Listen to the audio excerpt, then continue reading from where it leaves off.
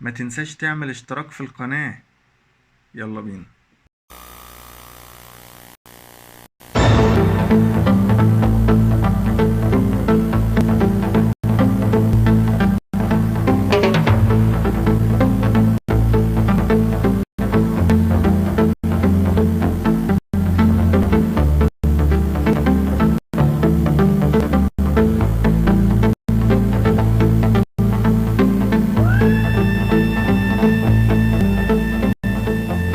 There's a lot of discussion today about accidents and injuries.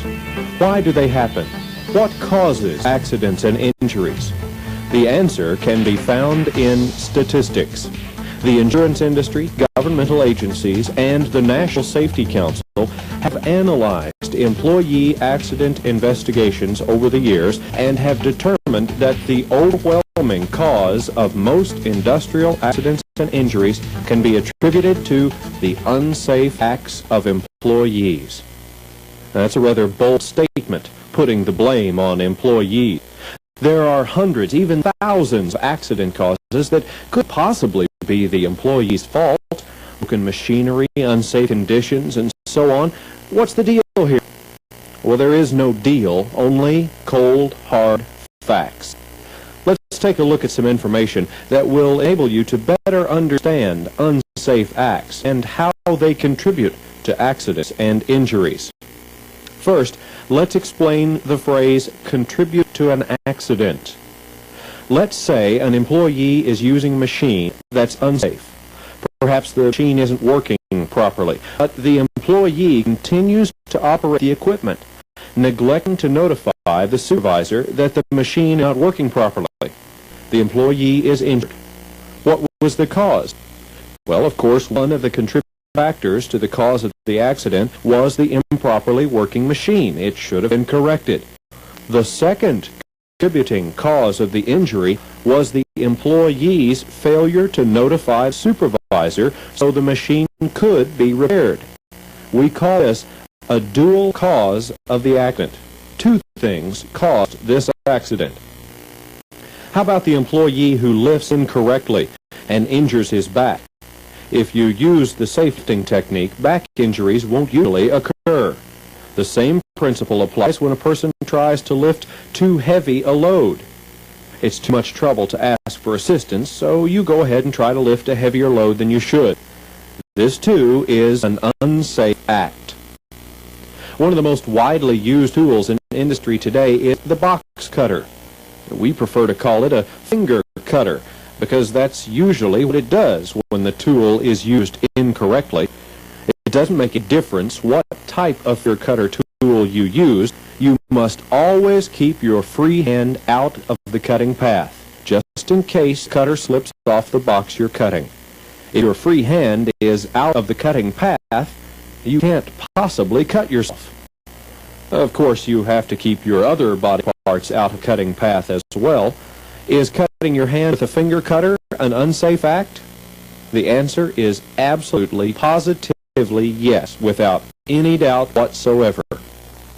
Personal protective equipment, such as gloves, safety glasses, and other protection, won't do you any good unless you wear it.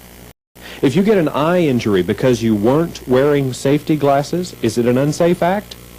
Absolutely, positively, without any doubt whatsoever.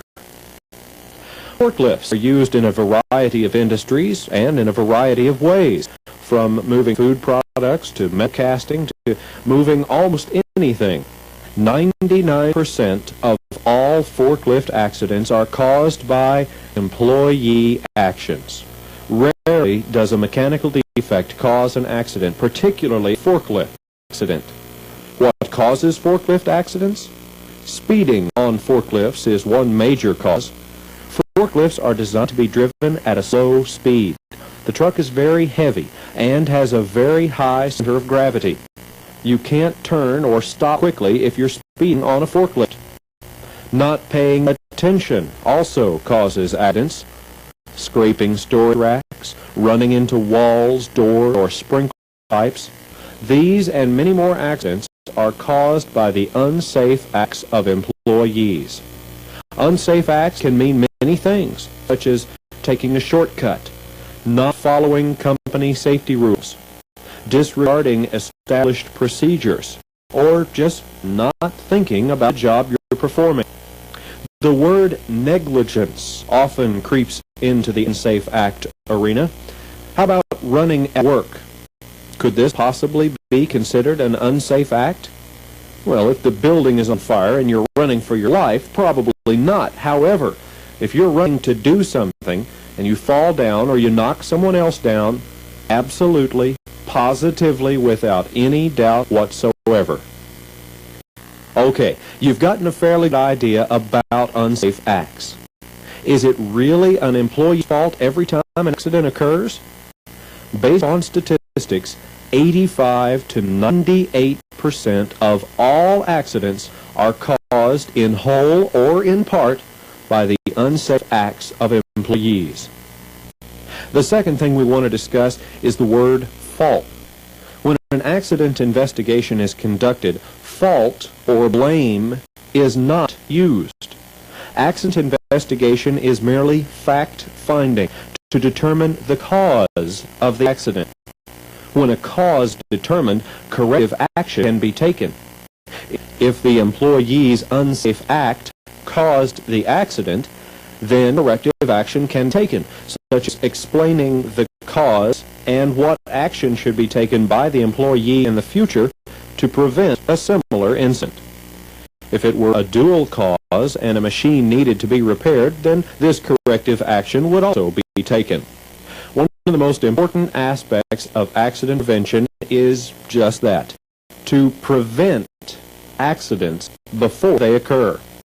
The information gained during an accident investigation helps prevent future incidents by determining the cause and making corrections. The next question you're going to ask is, why do I get written up when I cause an accident? Well, the answer is quite simple. In today's work environment, with laws, OSHA, and sound business principles, written documentation is a necessity. Don't look at it as being written up.